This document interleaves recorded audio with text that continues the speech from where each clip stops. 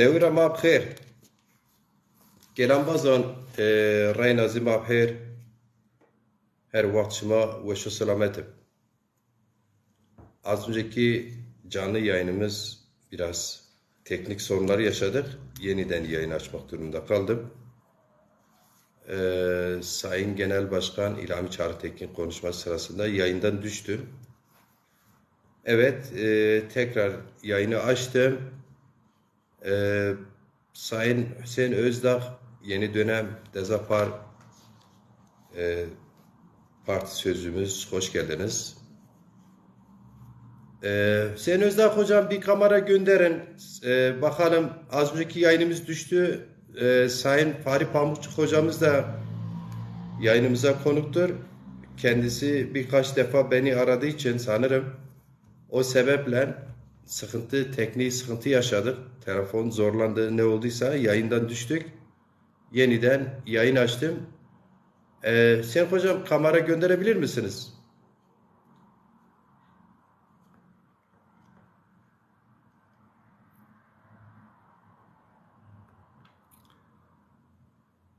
Az önceki yayın girişinde söyledim. Biz Türkiye'de açık, yasal, demokratik, siyasi bir partiyiz.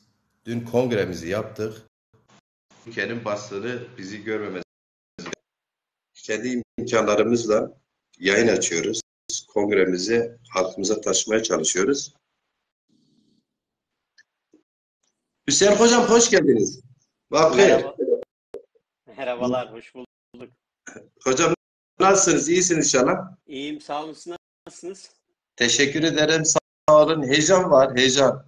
Gerçekten heyecan var. Yayın yapıyoruz. Teknik sorunları yaşıyoruz.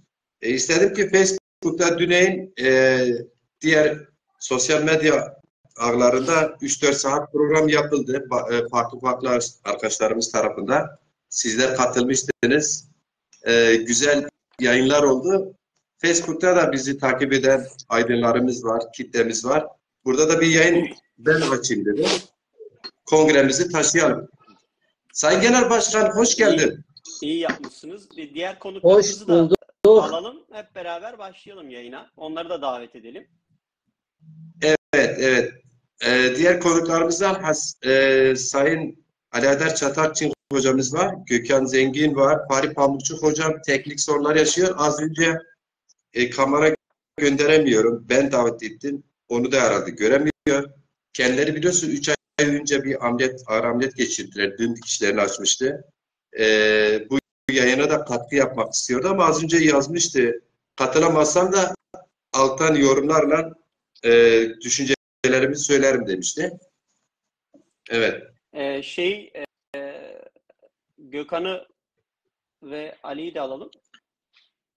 Evet alalım. Ben davete göndereyim o zaman. Bir bakalım. Şimdi yayın bizi atıyor ikiden bir. Neden acaba onu çözemedik ya. Yani internetinle alakalı olabilir. İlhami abi evde misin? Ne taraftasın? Evet evdeyim. Normal internet güzeldir. Niye atıyor onu bilmedim. Yok atmaz.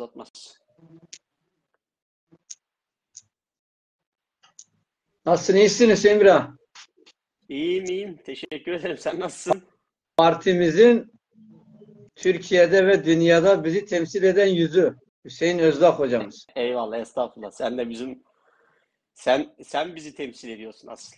Partinin yüzü sensin. Estağfurullah. Tabii ki herkes bir göreve başkanımızsın. Mecburen herkes bir görev üstlenecek. Birbirimizin eksiklerini tamamlayacağız. Arkadaşça, umbazca, kardeşçe bu hareketi büyüteceğiz hep beraber. Bunun alt zeminini inşallah hazırlayacağız. Halkımıza umut olacağız.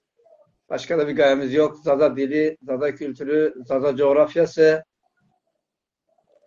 diğer halklarla eşit konuma gelsin istiyoruz. Onun için devletimizden, komşularımızdan eşitlik, özgürlük adına sistemlerimizi de, isteklerimizi de bildireceğiz. Evet. Tekrar hoş geldiniz. Yılmaz Kanat hocam gelmiş, hoş gelmişler. Ahmet Koyunak hocam biz takip ediyor. Hoş gelmişsiniz tekrardan. Az önce yayında teknik sorun yaşadık. Ali Haydar Çatlakçık hocam hoş geldiniz. Kamera atabilirsiniz.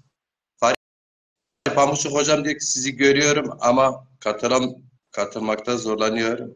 Sizi takip edeceğim diyor. Tekrardan. Ali Haydar hocam kamera attınız mı?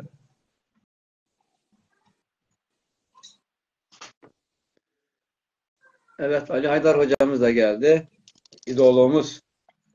Herkes bir görev üstlenecek.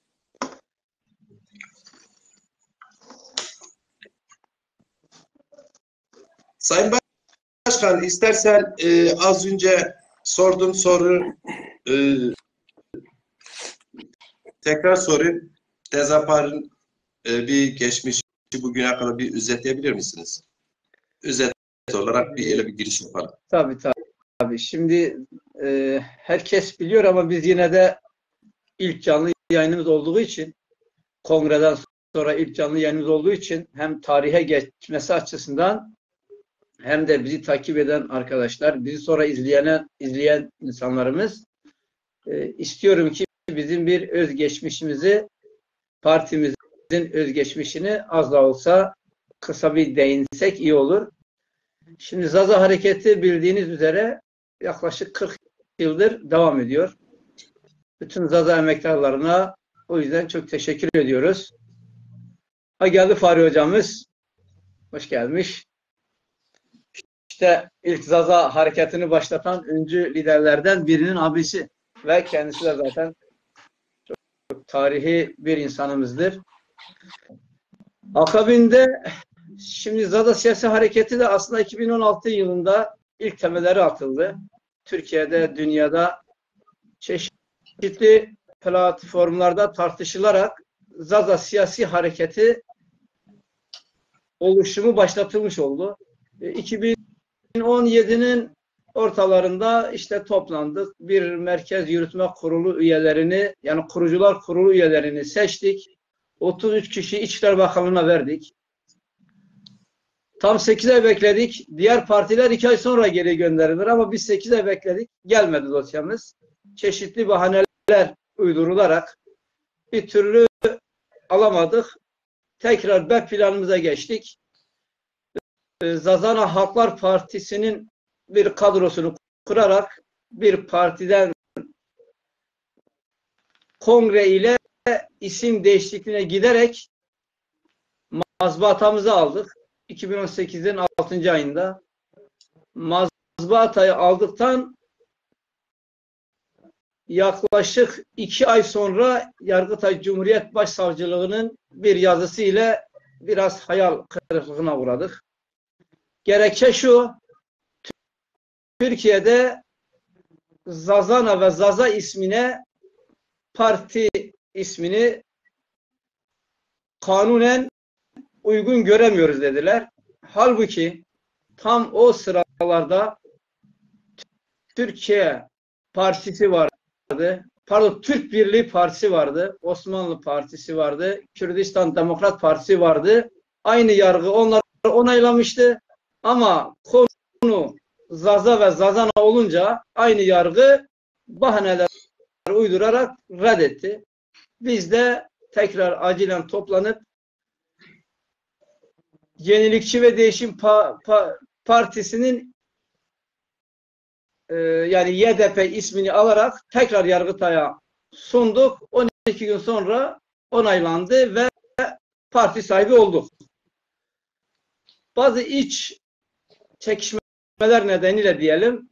Yani yeni bir kadroyuz, baskılar var, işte inkar ediliyoruz. Çeşitli spekülasyonlar üzerimizde oynandı. İlk genel başkanımız istifa etti. 45 gün zarfında kongre gitmemiz gerekiyordu.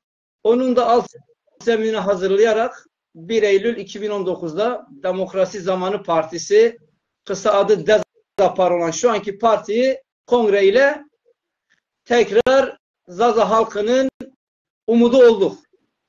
Çok da sevinmiştik. Zaza ve Zazana ismi reddedilince üzülmüştük ama bu DEZAPAR onaylanınca çok da sevinmiştik. Çünkü yine Deza demek amcaoğlu, kuzen. Yani Zazaların çok hoşuna giden bir isimdi bu. Büyük umutlarla kongremizi yapıp ayrıldık Ankara'dan. Dünyayı sarsan pandemi çıktı o sene. Her yeri sarstı. Biz de çok etkilendik. Bir yıl evlerimize kapandık. Ama 2021 yılında tekrar halkımızla buluşmak için işte Ankara, İstanbul, Diyarbakır, Bingöl, Dersim, Siverek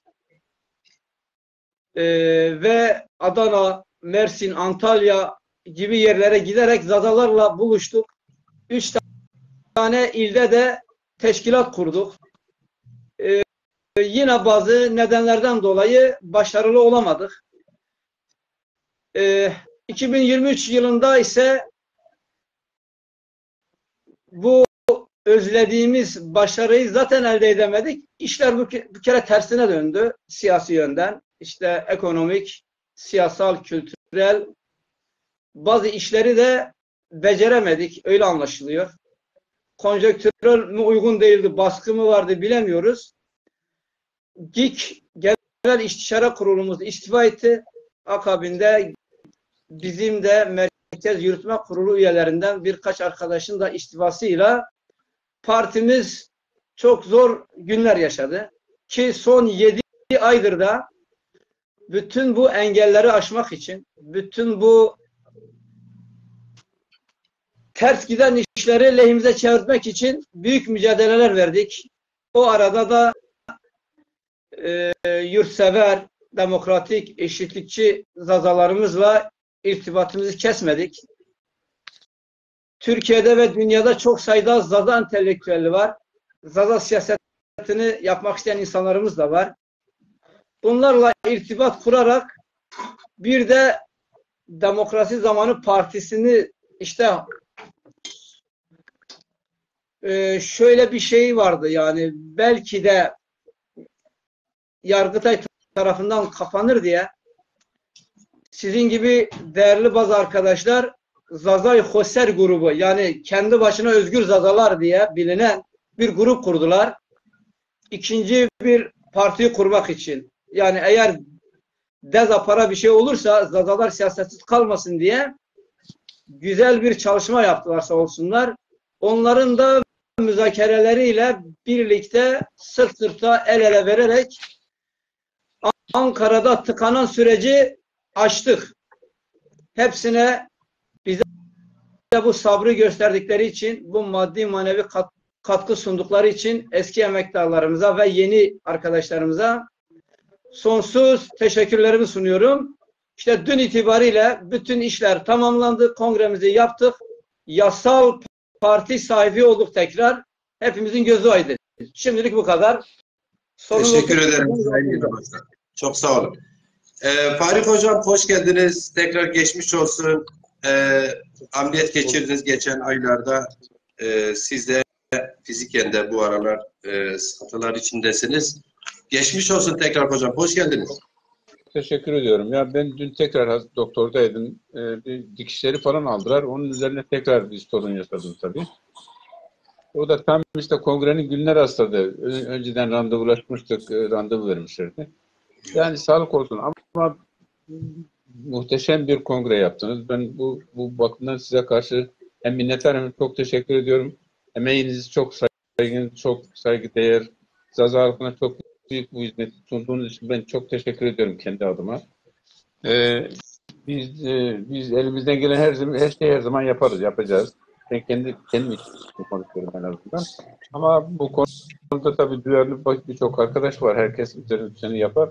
Geçmişte yaşadıklarımız bizden de kaynaklanan sorunlar vardır ama bizim sadece bu şeyde genel idare kurulu olarak istifa edişimizin temel nedeni de vardı. Biz partinin kapanmasını önlemek için ona öyle bir şeye başvurduk. Yani parti kapanmasın diye yani kapatılmasın diye Yargıtay tarafından. Biz öyle bir önlem başvurduk ama aslında biz de oradan çıkmış olmakla biraz da hata ettik çünkü elimiz kolumuz bağlandı, iş yapamıyoruz. O arada işte tabii şimdiki değerli başkanımız devreye girdi. Olayları kotardı, işte uçlarını birbirine yaklaştırdı, yapıştırdı ve sonuçta bu mücadele bu noktaya kadar getirdi ve dün kongremiz yapıldı. Çok büyük mutlulukla yeniden Dezapar'ı ayaklandırdık. Çok çok teşekkür ederim hepinize. Ben de gerçekten çok büyük bir mutluluk duyuyorum. Sanki kaybedilmiş bir şeyimi yeniden bulmuş gibiyim. Yani o kadar seviniyorum. Bunu size borçluyuz. Ya biz tabii yaşça belki sizden biraz farklı, biraz daha ilerideyiz. Geçmişte işte şurada burada bu işin temel taşlarını dizmeye başlamıştık. Ama bunun size ihtiyacı vardı. Yani partinin size ihtiyacı vardı. Sizin gibi dinamik, bu işleri zorluklara karşı götürebilecek, dolayısıyla bu noktalara getirebilecek güçte ve enerjide insanlarsınız. Ben teşekkür ediyorum hepinize. Gerek Macir'in, gerek işte başkanımızın, işte Hüseyin'in bu konuda yoğun çabaları var. Ben çok teşekkür ediyorum. Çok sağ olun. Evet. Hocam biz de teşekkür ediyoruz. Saygılarımızı sunuyoruz. Sağ olun. Çok geçmiş olsun. Allah şifa versin. Sizin arkamızda dik durmanız bizim için dağlara bedel ve onu da yerine getirdik. Çok da mutluyuz. Sizin gibi değerlerimize layık olduysak ne mutlu bize. Çok teşekkür ediyorum. Biz size yani teşekkür borcu bizdedir. Neyse artık onu geçelim. Şimdi partimiz inşallah büyüyecek, fakat bir takım şeyleri burada belki bir uyarı olarak zaman zaman konuşma sırasında söylerim. Çünkü biz geçmişte bu partinin bu noktaya gelişindeki şeyleri ben izledim aslında o yaz boyunca, seçim süresi boyunca. İzledim, sağdan soldan bir noktaya vardım. Böyle imalı olarak da yazdım aslında internette de. Çünkü olaylar biraz orada komploya dönüştü. Yani Türkler saldırdılar yani partinin yönetimine. Dolayısıyla orada elde etmek istediklerini de ettiler. Yani sonuçta partiyi şeye uğrattılar. Yani başarısızlığa uğrattılar ve biz de o noktadan sonra partiyi kurtarmak için elimizden geleni yapmaya çalıştık. İşte bu noktaya geldik. Orada kötü şeyler yaşandı. Yani ben ima ettim ama yani çok elinde kanıt olmayınca da çok şey yapamadım. Üzerinde duramadım. Bazı oyunlar oynandı. Siz de tahmin ediyorsunuz belki. Siz de bilmiyorum herhalde tahmin ediyorsunuz. Bazı şeyler dönmüş. Kanıtımız yok ama dönmüş yani döndü. Evet hocam, biz o ayrıntıları kendi içimizde aylardır tartışıyoruz zaten. Bugün önemli olan partimizi tekrar kurtardık. Sizin de ifade ettiğiniz gibi her birinizin emeği büyüktür. Evet. 40 yıllık Zaza mücadelesinin emeği mutlaka bunun sahipsiz kalmazdı. Birileri buna dur diyecekti. Dur denildi. Partimiz dün itibariyle kurtarmış olduk. Halkımıza hayırlı olsun, sizlere de hayırlı olsun. Emeğiniz büyüktür. Evet, size hayırlı olsun. Halkımız inşallah bu yeni partisiyle artık ayaklanır, ayağa kalkar, toparlanır. Bazı şeylerin üstesinden geleceğiz inşallah bu noktadan sonra. Çünkü siz dinamik arkadaşlarımız gerçekten çok güzel önermeleriniz var. Başarılı çabalarınız var, çalışmalarınız var. Bunlar mutlaka partiyi bir yere taşıyacak elbette. Evet. Yani önemli olan parti yaşadığımız sürecin benzeri bir sürece bir daha taşımamak ya da düşürmemek. Bunun için biraz uyanık olmak lazım. Tabii benim bu konuda söylemek istediklerim olabilir. Yani çok iyi anlaşılıyor. Şimdi bu noktadan sonra, bu örgütlenme sürecinden sonra belli bir yönetim oluştu zaten. Biz arkadaşlarımıza çok inanıyoruz, çok güveniyoruz. Bu arkadaşlarımızdan sorun yaşanmaz ama örgütlenme genişledikçe aramıza kaçan insanlar olabilir, kişiler olabilir, kötü niyetli insanlar. Çünkü herkesin farklı bir amacı var. Bu amacı doğrultusunda partiyi yeniden tökezletmek isteyebilirler. Yoldan saptırmak isteyebilirler. Bu konuda uyanık olmak lazım. İkincisi, ben birkaç gün önce, kongreden iki gün önce çok böyle kötü bir tartışma geçti aramızda. O tartışma çok rahatsız etti beni. Ben arkadaşlara bunu mutlaka dün söylemem lazım dedim. Neyse ki o çabuk dindi. Yani işte karşılıklı atışmalar falan oldu. Biraz ürperdim ama öyle bir şey de olmadı. Çok yani başarıyla bu noktaya geldik, bu noktaya geldik. İkincisi, Kürtler boş durmayacaklar yani. Hiçbir zaman durmayacaklar. Onlar bizi de bıraktılar. Şimdi hani Taliş bize yakın, Zazaze'ye yakın, onları da şey yaptılar. Yani Taliş de Kürtçenin bir lehçesiymiş. Sonra Tatlara geçtiler. Onlar da bir lehçeymiş. Onlar lehçelerle uğraşmayı çok seviyorlar. Dolayısıyla bu davayı onlar asla bırakmazlar. Bunun peşinde gidecekler. Biz de dik durdukça, sağlam durdukça onların karşısında kendimizi savunmaya çalışacağız. İkincisi de siyasi olarak da, yani Türk siyaseti olarak da bizi yapacak, düşürmeye çalışma çabaları mutlaka sürdürecekler. Bu konuları bence sizler artık kendi aranızda çok uzun konuşun. Böyle biraz kuşku duyulan insanlarla çok fazla ilişkiye geçmemek lazım. Biz işte çok güvendiğimiz bir insan, başkan yaptığımız insandan sorunlar yaşadık yani, düşünün. Çünkü başka buna benzer sorular yeniden çıkmasın, parti yeniden uğramasın yani. Sekteye uğramasın.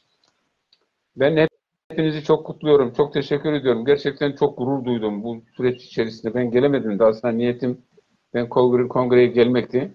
Fakat benim bu dikişlerin alınma sürecine girdik. Dolayısıyla burada olmam gerekiyordu. Yerinden kıpırdayamadım. Hatta Hıdır'la da görüştüm, dedim ya ben gitmek istiyordum ama gidemeyeceğim galiba dedim falan. Onu da o dedi ya biz zaten üyede değiliz. Bizi üye ederlerse gideriz toplantılara falan dedi. Biz istifa etmişiz ya üyelikten. Evet. Tamam. Biz istifa etmişiz ama ruhumuz istifa etmedi yani. Bakmayın öyle şeye. Tamam. Evet. Aynen öyle. Mücadeleci insanlar resmen bir yerde olmasalar zaten ruhen hep oradalar. Biz de öyleydik. Evet. Biz daha dün itibaren partiye üyeliğimiz kabul oldu. Daha yeni kongre sonrası giriş yaptık. Ama biz hani üyesi değiliz diye partimizi bırakmadık. Evet. Teşekkür ederim Sayın Hocam. Tekrar geçmiş olsun. Çok sağ olun. Sait Çiyak Hocam, Sait Çiyak Hocam bizi izliyor. Ben işleri falan aldırdım. İyiyim şimdi. Daha da iyi olacağım herhalde. Evet. Geçmiş olsun. Sait Çiyak Hocam bizi takip ediyor. Hoş gelmişler. Ali Meydumandar arkadaşımız bizi takip ediyor. Hoş gelmişler. Takipçilerimiz tek tek göremiyorum belki. Yine Gavon Zaza bizim Sarıcanlı. Kendisi yurt dışında bizi takip ediyor. Hoş gelmişler. İhsan Akar bizi takip ediyor. Hoş gelmişsiniz. Orhan Kaya Hoca bizi takip ediyor. Hoş gelmişsiniz. Ali Şanlı keza öyle. Hasan Kurnaz ve Sarıya Demirel kardeşim. Zerveş Deza bizi takip ediyor. Hoş gelmişsiniz. Ali Aydar Çatakçı hocam kameranız gelmiyor mu bilmiyorum. Takip ediyor. Yılmaz Kanat hocamız aydınlarımızdan. Evet hoş gelmişsiniz. Ben müsaadenizle yeni dönem dün gerçekleşen kongremizden sonra biliyorsunuz artık yeni dönem çalışmalarımız resmen başlamış oldu. Bu önümüzdeki süreçte yeni bir planlamayla ikinci olağanüstü kongre sürecimiz başlayacak. Çünkü zorunlu olarak 2 yıl kongresi gecikmeli yapılan partinin yargının vermiş olduğu karar o. İlk karar 45 gün içinde dün yaptığımız kongreyi gerçekleştirmek. İkincisi takiben 1 yıl içinde ikinci kongre, olağanüstü kongreyi toplamamız lazım. Olağanüstü kongrede sizleri, halkımızı, herkesi davet ederiz zaten. Sağ olun, var olun hocam. Hüseyin Özdak yeni dönem partimizin yönetiminde partimizi evet sözcüğünü yapacak, temsil edecek. Hocam hoş gelmişsiniz. Siz de yani özel bir soru sormayacağım. Sizin değerlendirmenizi alayım. Buyurunuz hocam. Tabii ki teşekkürler. Öncelikle Şanışmaher bu değerli büyüğümüz Fahri abiye de çok geçmiş olsun tekrar. Acil şifalar diliyorum.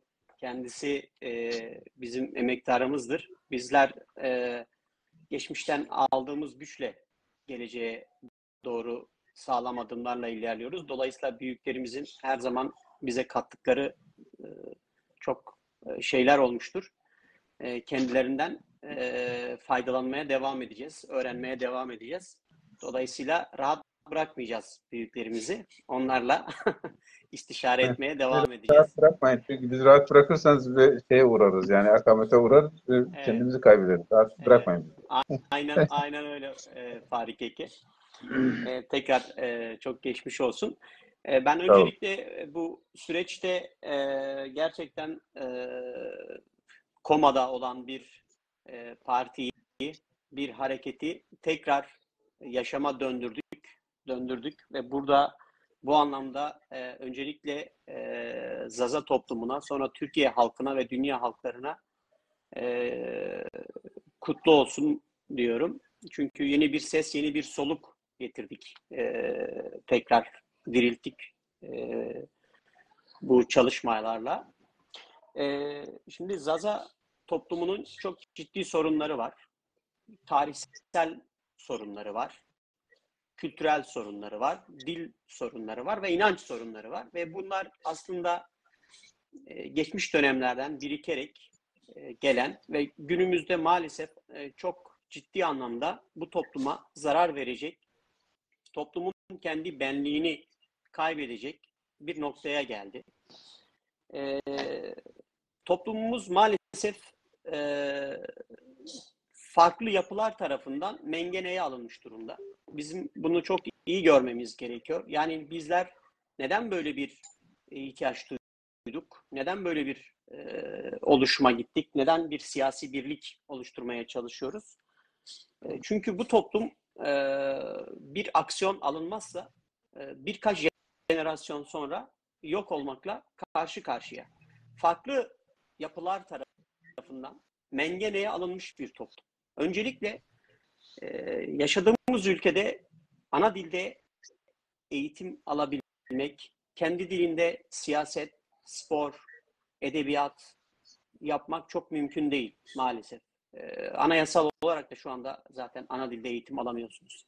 Şimdi böyle bir dayatmacı bir anayasayla karşı karşıyayız. Dolayısıyla birincisi öncelikle bizlerin bu siyasi birliği oluşturup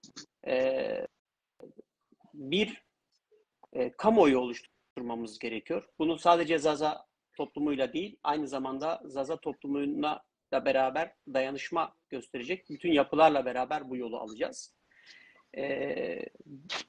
Burada bir diğer nokta ise gerçekten Zaza toplumunun da uzun dönemler içerisinde bulunup hizmet ettiği Kürt siyasi hareketini.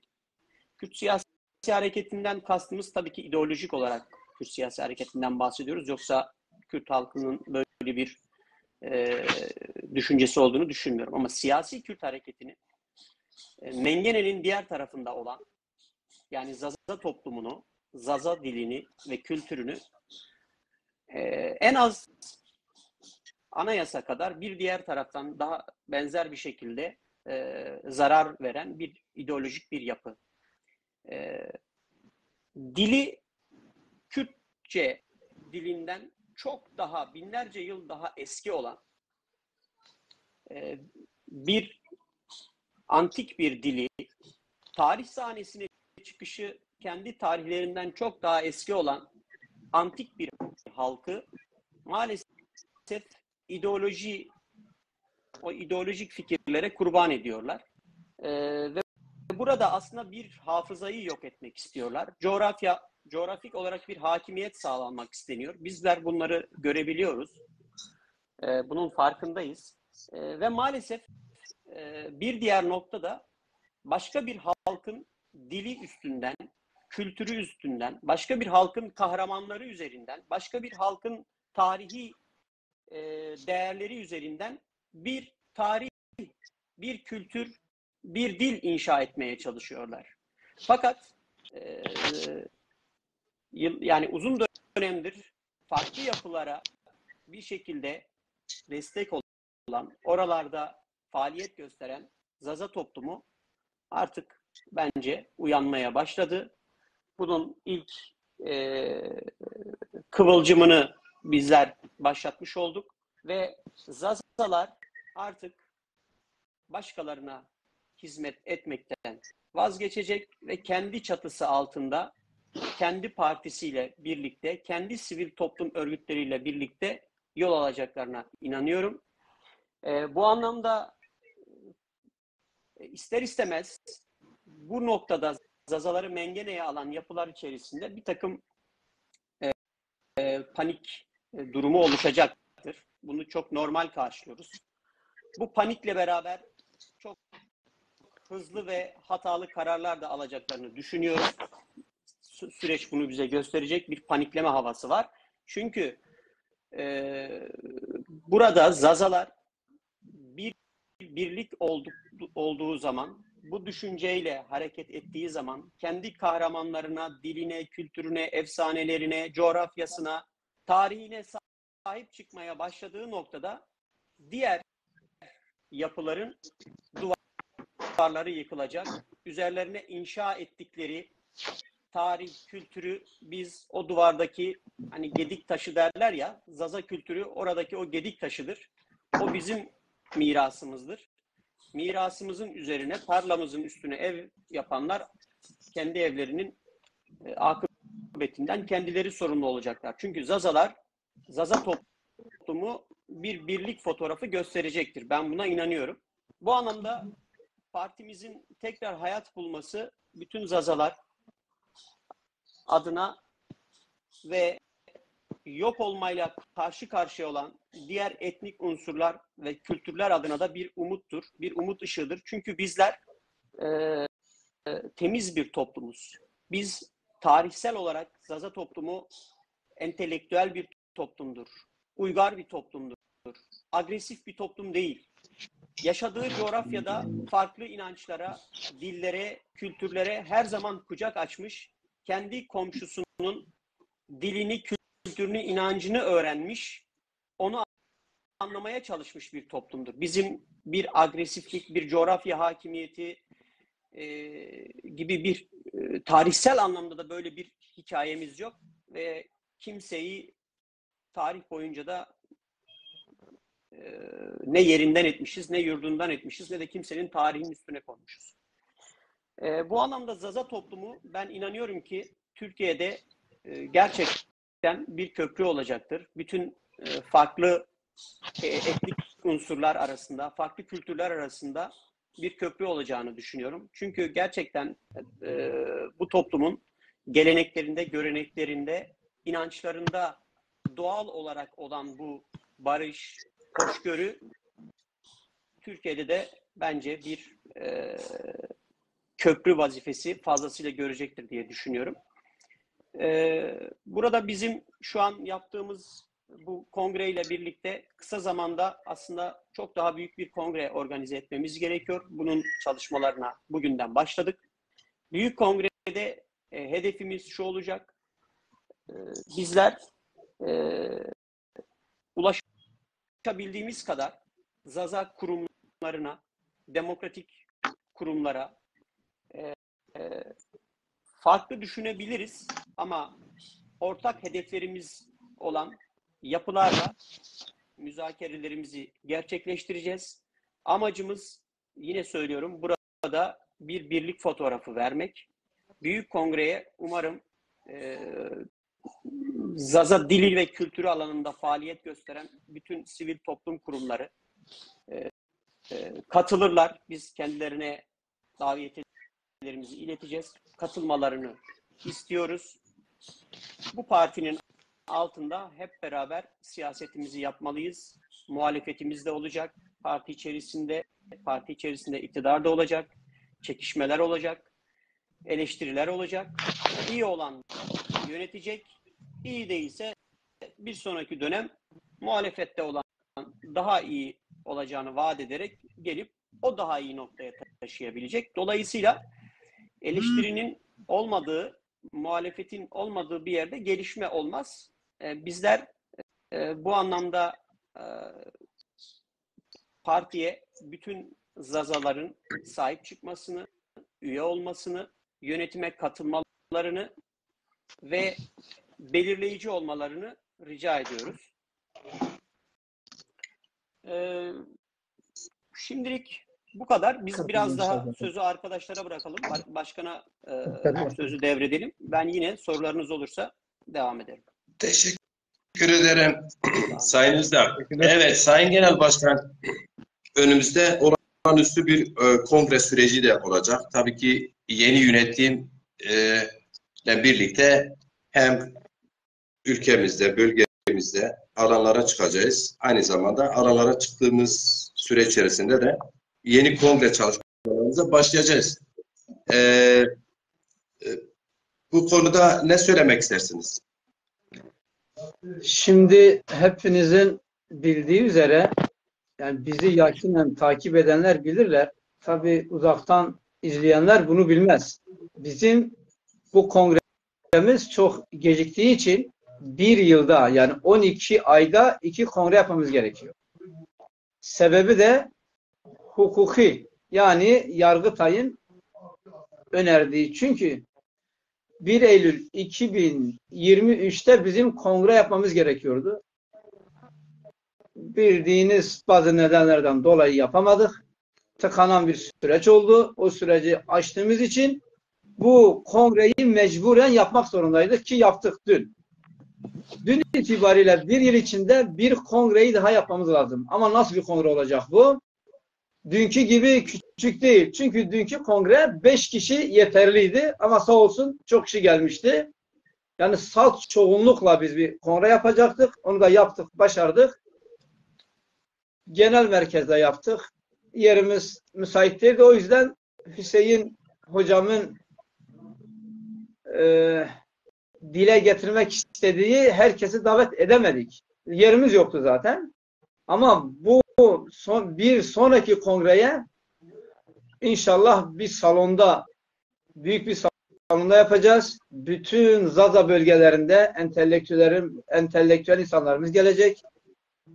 Ankara'daki bütün siyasi partileri, konsoloslukları çağıracağız.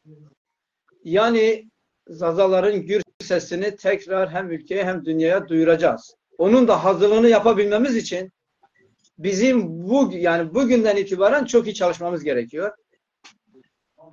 Bizim 37 kişiden oluşan bir yönetimimiz hali hazır dün itibariyle kuruldu.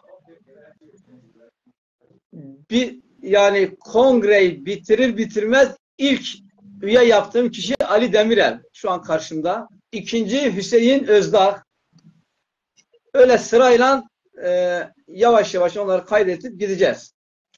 Çalışmak isteyen, gönüllü, eşitlikçi, özgürlükçü ve çift dalağı olan, çift yüreği olan insanlarımıza ihtiyacımız var.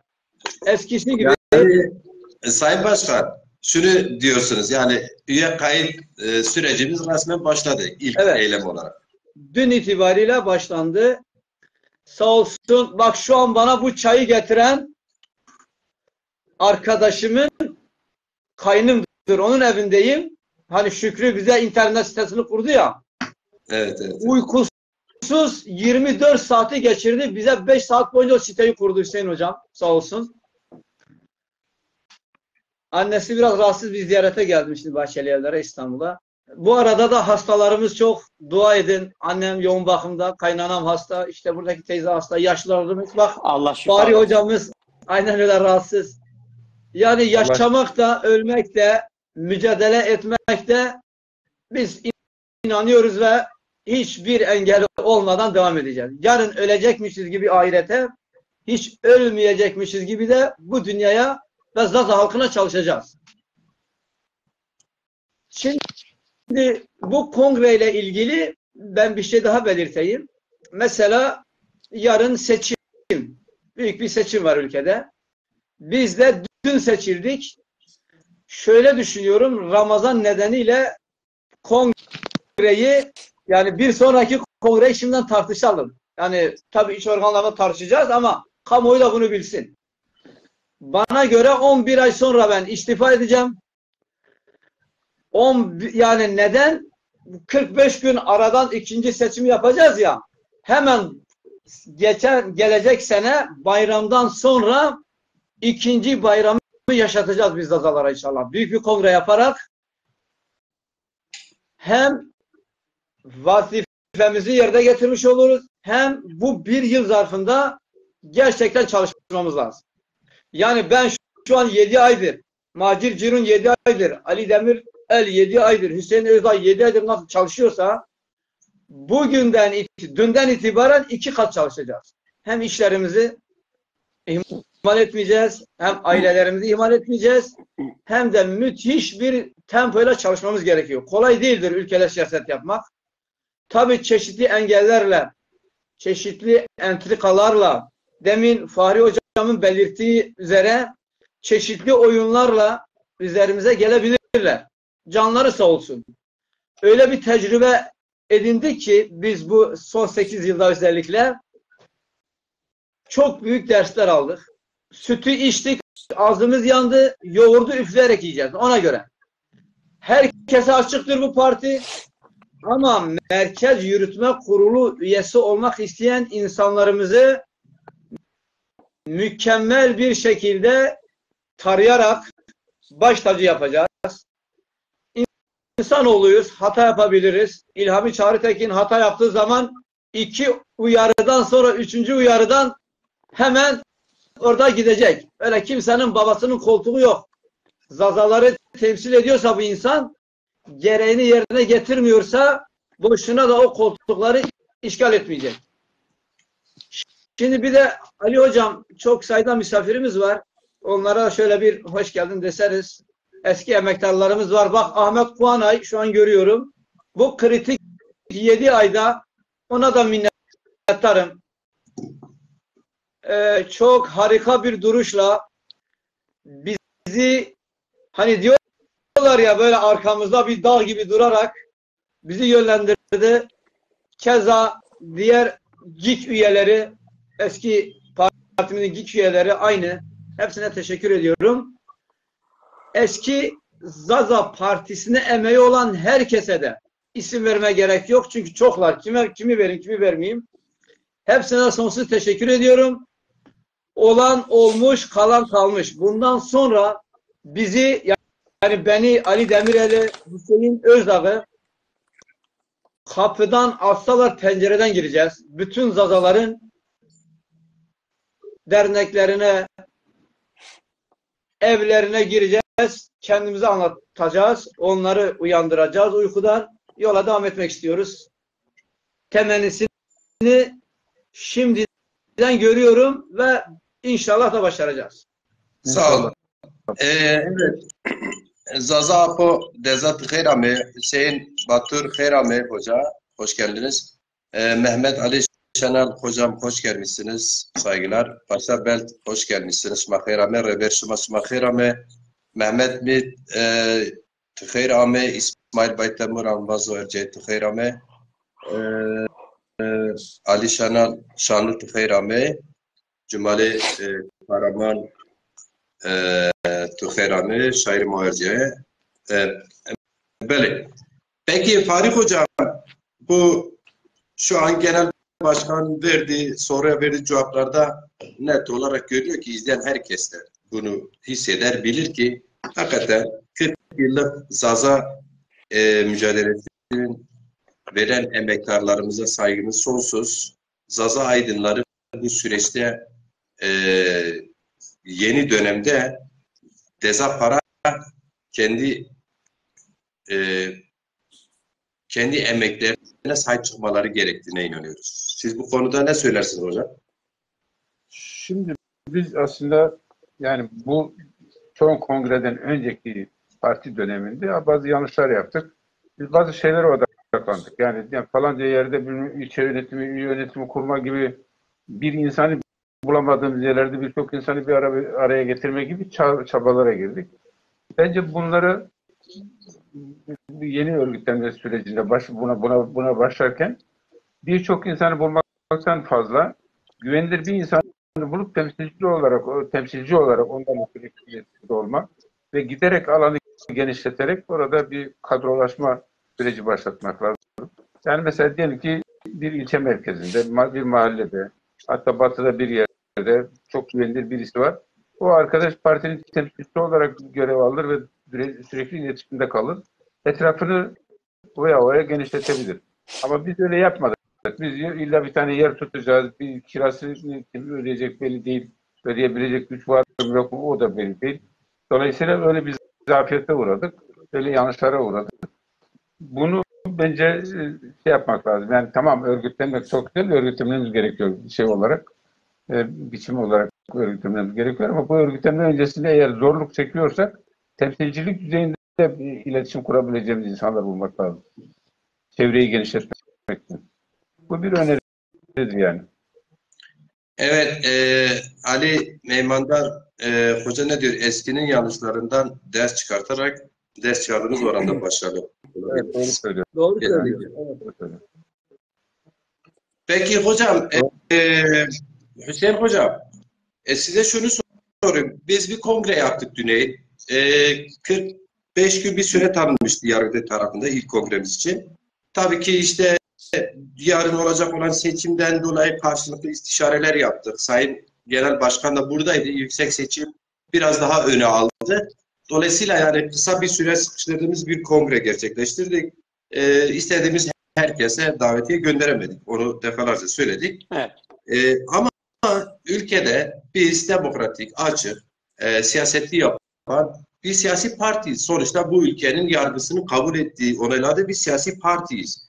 Nasıl ki dün Yüksek Seçim Kurulu gelip burada denetim yaptığı ise bu ülkenin ulusal basını da bu kongrelere diğer kongrelere ilgi duyduğu gibi niye Zazaların kongrelerine ilgi duymuyor?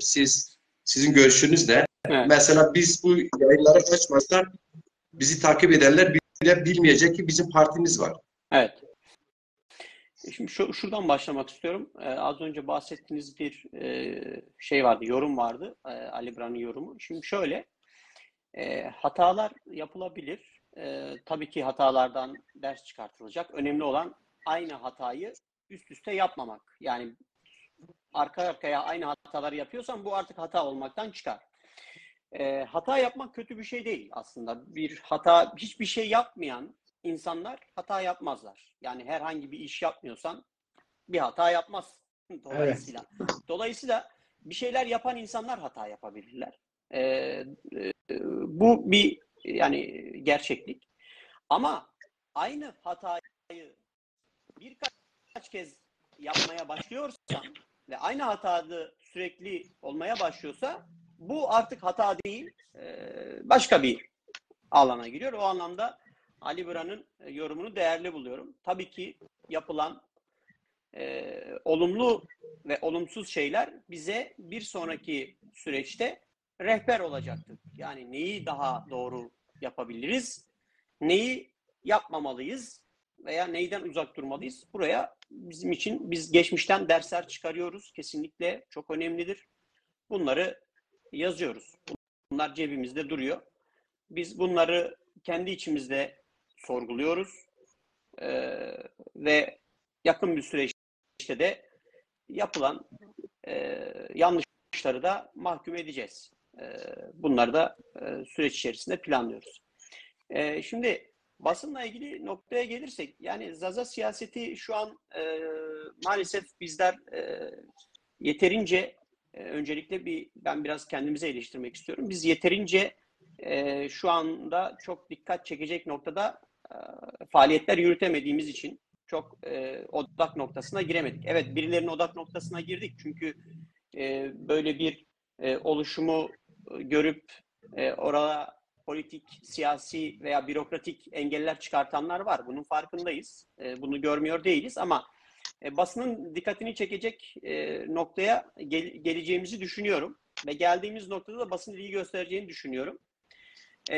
Ama muhalif basının aslında hani benim daha ana akım basından kastım oydu ama muhalif basının neden burada? Çünkü muhalif basın daha cılız seslerin de duyulabilmesi için vardır.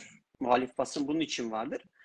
Muhalif basının da burada kayıtsız kalması aslında çok da şaşırılacak bir durum değil. En azından benim açımdan değil. Çünkü muhalif basını kontrol eden yapılar aslında bugün baktığımızda Zaza toplumunu ciddi anlamda erozyona uğratan, bu toplumun benliğini yok eden yapıların elinde. Dolayısıyla bu anlamda ben çok şaşırmıyorum. Çünkü Türkiye'de biraz dengeler farklı.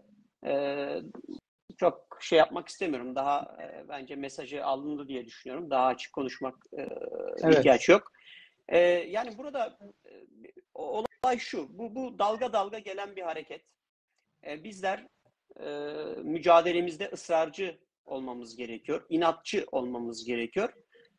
Burada nasıl ki artık hani yok oldu, bitti, gitti denilen noktada tekrar ayağa diktiysek bu partiyi, bu hareketi, bu ideolojiyi aynı kararlılıkla, inatla bu davayı sürdürmemiz gerekiyor.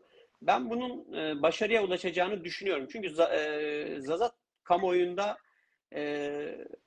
yani uğultular çıkmaya başladı. Bakın bizim toplumumuzun gerçekten büyük bir kısmı Türkleşmiş durumda. Ciddi bir kısmı Türkleşmiş durumda ve gerçekten Türkleşen kısım maalesef en milliyetçi Türklük açısından en milliyetçi kısım oluyor. Üzülerek söylüyorum. Bu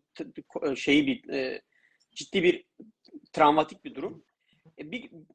Geri kalan kısmı da ya sol hareketlerin içerisinde dili, kimliği arka plana bırakmış ya dini hareketlerin içerisinde ve diğer kalan kısmı da Kürt siyasi hareketiyle beraber başkasının gölgesi altında. Yani bizim toplumumuz benim yayınlarda sık sık kullandığım bir metafordur. Yani bizim toplumumuz başkasının gölgesi olmuş. Yani bizler başkasının gölgesine sığınmışız. Şimdi başkasının gölgesine sığınanın kendi gölgesi olmaz. Bizler ya Türklerin gölgesine, ya Kürtlerin gölgesine, ya başka oluşumların gölgesine sığınacak bir toplum değiliz. Bizler kadim bir toplumuz. Bu coğrafyanın en eski toplumlarından biriyiz. Dilimiz, kültürümüz, folklorumuz, inançlarımız antik inançlar. Dolayısıyla bizler bağımsız bir şekilde Zaza toplumu olarak dimdik ayakta durmayı öğrenmeliyiz. Biz kendi gölgemizi yaratmalıyız ve bizim gölgemize Zaza toplumunun çocukları, kadınları, evlatları gelip sığınabilmeliler.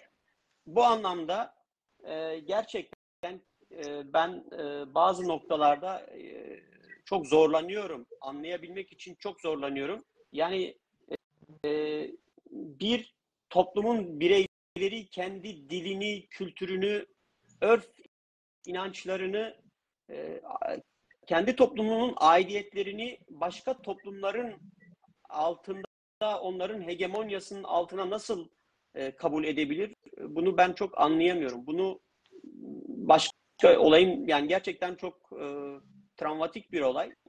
Bunu anlamak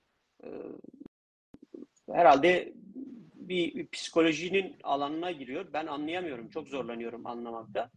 Ve bu kesimler genel itibariyle bağımsız bir şekilde yoluna devam eden bu Zaza siyasetini, Zaza toplumsal bilincini en sert şekilde eleştiren yapılar oluyorlar.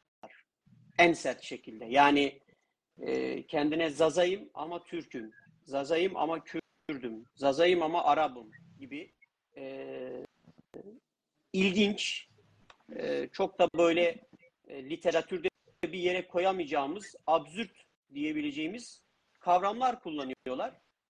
Bunları inanarak mı kullanıyorlar bilmiyorum. Yani tuhaf bir durumla karşı karşıyayız ama bir uğultu var Zaza kamuoyunda. Biz bir adres olarak, sağlam bir yapı olarak, bir çınar ağacı gibi dimdik burada durursak elbette bizim Zazalarımız zaman içerisinde bu ağacın gölgesine geleceklerdir. Ben buna inanıyorum. Sözü tekrar size bırakıyorum. Buyurun. Evet, teşekkür ederim. Ben son cümlelerinizi söylemenizi isterim. Toparlayalım programı. 1,5 saat oldu. Yeterli bugünlük diye düşünüyorum. Ben toparlamadan önce Fahri Pamukçuk hocama söz hakkı veriyorum.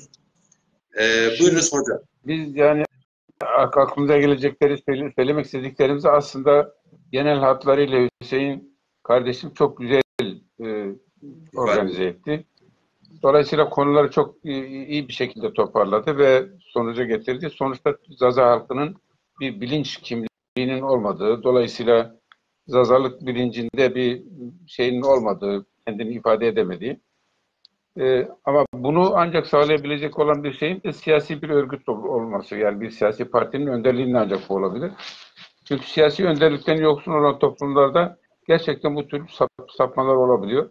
Yani birisi Zaza Drama bir Kürt partisinde yöneticidir. İşte öteki gider bir Arap şeyinde örgütünde örgütlenir veya işte Türk örgütünde yönetimdedir veya bilmem bir görevdedir. Ama kendine ilişkin kendi alanında, kendi sahasında kendi kendini örgütlemeyi asla düşünmüyor. Bu psikolojik bir durum gerçekten. Ama Hüseyin bunu çok güzel tahlil etti. Dolayısıyla bence o konuyu önemsemek lazım. O noktadan bakarak Zaza halkına farklı bir yaklaşım göstermemiz gerekiyor herhalde. Yani onlara nasıl yaklaşmamız gerektiği konusunda bence oturup düşünmek lazım. Çünkü bu partinin yeni kuruluşuyla beraber kadrolar da oluşuyor. Bu kadrolar özellikle bu noktadan sonra tam halkımızın içine çıkan kadrolar. Halkı çok iyi bilen ve tanıyan kadrolar. O kadroların bence bu konuda söyleyecekleri çok şey olacak. Yapacakları çok şey de olacak. Ben inanıyorum. Çok güzel şeyler olacağına inanıyorum. Hepinize başarılar diliyorum gerçekten. Hepimize. Biz kendimizi dışta koymuyoruz zaten de. Biz de işin içindeyiz ve yüreğimiz oradadır zaten. Bu güzel tahlilleri duyduğum için, güzel temelleri duyduğum için çok mutlu oldum. Başkanımız zaten çok kararlı ve inançlı. Zaten Macar arkadaşımızı baştan beri çok iyi biliyoruz. Fırtına gibi esiyorlar. Bu kadrolarla bu işe götürmek kolay. Bence başaracaksınız, başaracağız hepimiz. Teşekkür ederim. Saygılar, hürmetler hocam. Tamam. Sağlık dilerim. Sizin her zaman sıkıntıya girdiğimiz konularda sizlere danışırız. Size zaten meselenin içindesiniz. Çok sağ olun. Çok teşekkür ediyoruz. Sağ olun. Sağ olun hocam. Biz zaten olmak istemeyiz. Yani içinde olmak isteriz yani. Kesinlikle. Varsınız zaten hocam. Biz de beraberiz. Aynen. Yani biz de değiliz zaten. Aynen. Tamam. Biz asla ve asla her zaman vurguladığım bir şey var. Asla ve asla tarihimizi inkar ederek var olamayız. Bizim bir tarihimiz. Evet. Sayın Genel Başkan, sizler de toparlayın. Programımızı yavaş yavaş toparlayalım. Şimdi aslında Hüseyin Hocam değindi ama ben biraz daha açayım orayı. Şimdi Zazaların gençliği, Zaza gençliği yavaş yavaş yetişiyor. Kendi partileri olmadığı için mecbur kalıyorlar ya onları inkar eden Türkçülerin ya onları inkar eden Kürtçülerin partileriyle yol almak zorunda kalıyorlar. Bu da onları zamanla ya Türkleştiriyor ya Kürtleştiriyor. Bu püf noktada Zaza Partisi'nin olması gerekiyor. Yani özgürlük var, eşitlik var. Zaza Partisi'nin olması işte bu gençlerimizin hedefi oluyoruz. Geliyorlar, içimize bizi tanıyorlar, öğreniyorlar fikrimizi, zikrimizi.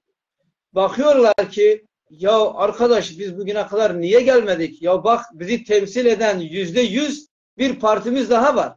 Biz bunu bilmiyorduk. Ya gittik işte bizi inkar edenlerle yol yürüdük. Şöyle bir sıkıntı orada yaşıyorlar bir kere.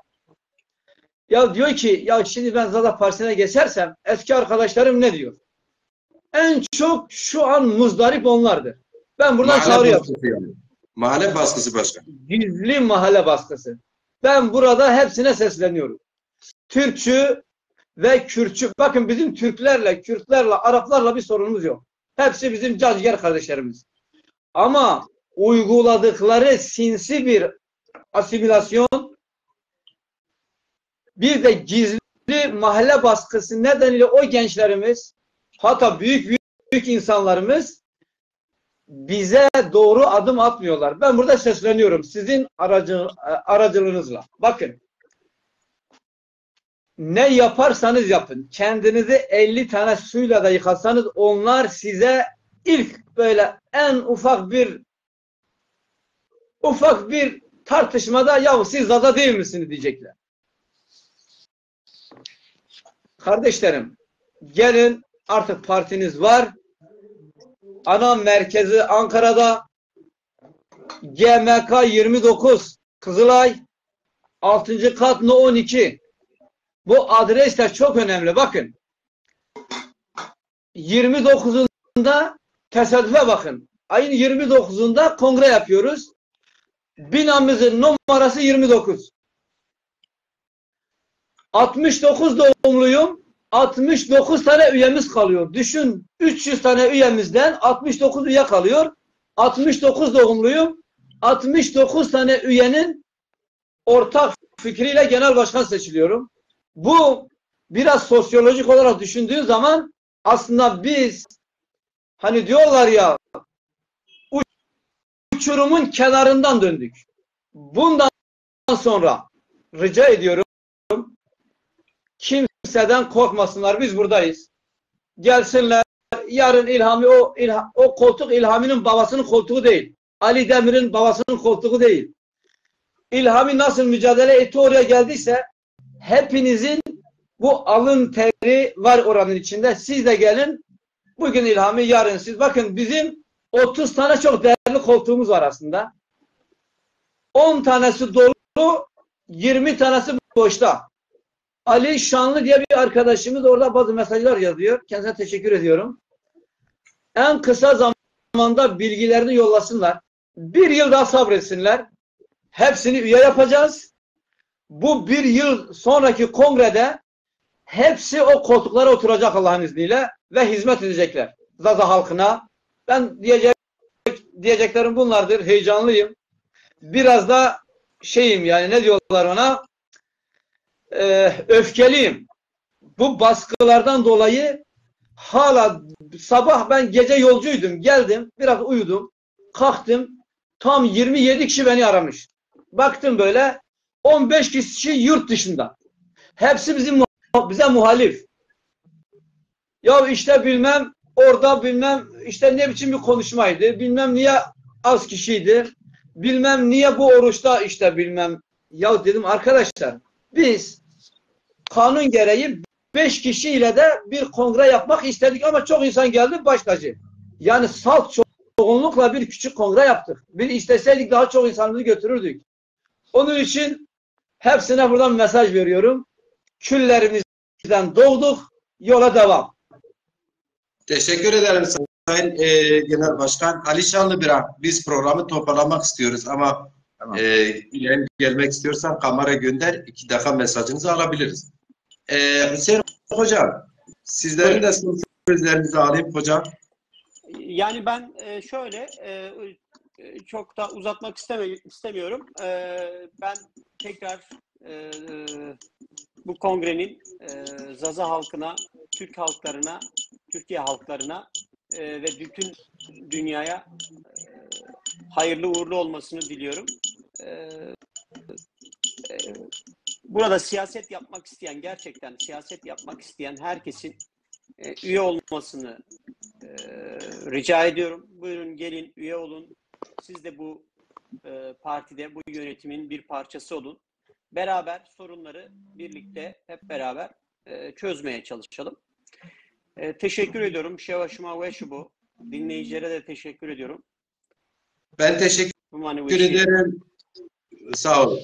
Ben de şöyle diyeyim, özetleyeyim. Bizi görmek istemeyen basın, duymak istemeyen basın er ya da geç biz çalışırsak, samimi olursak görür. Bizler koltuk için değil, halkımızın davasına inandığımız için mücadele ediyoruz. Kesinlikle en azından ben öyle bir yaklaşım içindeyim. Arkadaşlarım da öyle bir yaklaşım içinde.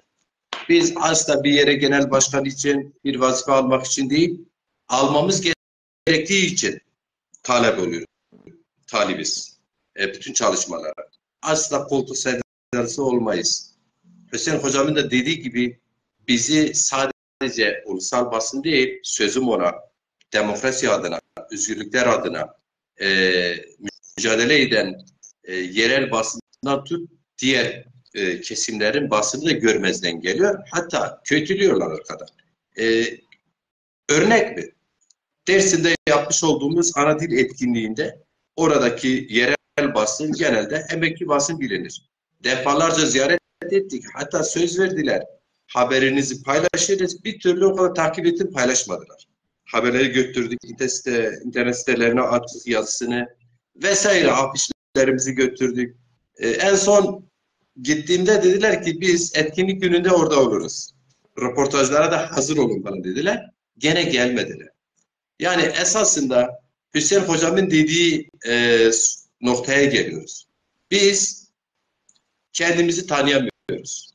Gerçekten böyle bir bilinç henüz oluşmamış. Ya kendimizi, kimilerimiz artık ne yapacağız? Yani benim kızım, oğlum zaten Atizaz Hoca'yı da bilmiyor. Yani bir şekilde teslim olmuşuz. Kabul ederim.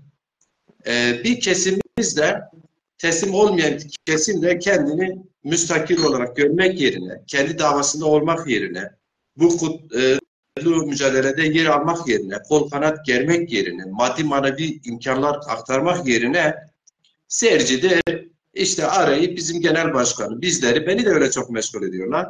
Niye azdınız? Ama bazıları samimi, yavaş yavaş diyor ya maşallah maşallah gerçekten iyi yoldasınız. Size sonuna kadar artık güveniyoruz diye mesajlar da alıyoruz. Bizim için her ikisi de önemli. Her ikisi de demek ki her ikisinin de aklı bizde artık. Diğer sosyal mecralarda çok yoğun tartışmalar var. Zazalar artık uyanmış. Zazalar artık kendi partisine sahip çıkacak. Ama onun sahip çıkmanın yol ve yöntemleri bellidir. Bir örnek verip biz yasal olarak bir bağış kampanyasını başlattık. O hesaplardan sorumlu biri olarak söylüyorum ki 3 tane vatandaş destek göndermiş. Ama dışarıdan 40 yıldır mücadele eden, çok güzel yazılar yazan, kitaplar yazan birçok aydınımız belki şimdi şunu düşünüyor. Ya bunlar bir kampanya başlattı. Mutlaka artık maddi imkanlar da oluşuyor. Ben kendilerine net bilgi veriyorum. 3 vatandaş destek vermiştir. Dolayısıyla önce kendinizden başlatın. 40 yıldır mücadele içinde olanlar, önce sizler bu kampanyalarımıza destek olun. Önce sizlerin görevi bu. Sizler her biriniz 10 kişi yönlendirebilirdiniz. Bu konuda eleştiriyoruz. Açık siyaset yapmaya devam edeceğiz. Bizim tarzımız bu. Önce sizi eleştiriyoruz. Mesela hocam dedi ya, önce iğneyi kendimize batıralım, sonra çuvalımızı karşıya. Dolayısıyla benim çağrım, bize bu 40 yıllık mücadelede emeği olan, başarılı ya da başarısız, gerçekten bir taş üstüne koymuş olan her aydınımızı bu kampanyaya destek vermeye çağırıyoruz bir. İkincisi, başlatmış olduğumuz genel merkezimiz için bir kitap, arşiv bölümünü oluşturmak. Şimdiye kadar 3 aydınımız kitaplarını gönderdi. Bakınız, yüzlerce aydınımız var. Her birinin yanında kitapları vardır. Niye sessiziz? Yani bu egoizm niye? Yani niye böyle kendi emeğinize sahip çıkmıyorsunuz? Yani bizler sizlere çağırıyoruz. Adres bildiriyoruz. Gönderin diyoruz. Göndermiyorsunuz. Biz böyle mi var olacağız? Bu eleştirilerimizi açık yaparız. Yeni dönemde bunları yapmaya devam edeceğiz. Zaten bunları yapmazsa bu noktaya gelmezdik. Ben de böyle toparlayayım. Belki kampanyaları sosyal medyayı takip etmemiş, görememiş olabilirler. Hani öyle bir durum da olabilir ama biz ısrarla paylaşmaya devam edeceğiz. Tabii zamanla Evet, hepsi görecekler. Tabii. evet, görecekler inşallah. Israrla vurgulayacağız. Biz kongreyi bitirdik. Yarın bizden pratik isterseniz biliyoruz. Aman ha, yanlış hesaplar içinde olmayın. Bunlar da başarısız olsun. Biz başarısız olsak sizin başarısızlığınız. Tarihe birlikte gömülürüz. Böyle yapmayın. Kol kanat gerin. Biz bundan sonra pratikte olacağız. Biz kongre kültürüyle değil, artık örgütlenmiş, yerelleşmiş, tabana yaymış bir hareket olmak istiyoruz. Biz halkımızın davasını geleceğe taşımak istiyoruz. Bunu halkla birlikte var etmeye çalışacağız. Maddi, manevi imkanlarınızı danışma olabileceğiniz alanlarda mutlaka bizim telefonlarımız 24 saat açıktır ve biz bundan sonra zaten 24 saat alanlarda olacağız. Ben de teşekkür ederim Sayın Pamukçu Hocam, partimizin sözcüsü Sayın Hüseyin Özdağ Hocam, Sayın Genel Başkanım, sizlere hürmet ve bizi takip eden, yorum yapan, Eleştiri yapan herkese de saygılar, sevgilerimi bildiriyorum. İyi geceler. Bir başka buluşmaya. Ben bir şey söyleyeyim. Hatır Hacı, merhaba. Işmakçer'in Hakkı Hacı, Halalken sen bana adres gönderecektin kitap göndermek için. Unuttun galiba. Ben de kitapları hazırladım ama gönderemedim. Adres yok bende. Tamam hocam. Evet. Bak ne güzel. Hocam böyle canlı yayında eleştirdi. Ne güzel. Evet. Ben ihmal ettim. Hiçbir gerekçe yok. Gece gündüz genel başkan yanındaydı. Biz gece gündüz çalışıyorduk. Kongre hazırlıkları oraya koştur, buraya koştur. Evet. O benim ihmalim oldu. Kesinlikle. Ben biraz sonra yazarım zaten adresi Sayın Hocam. Tamam. Teşekkürler.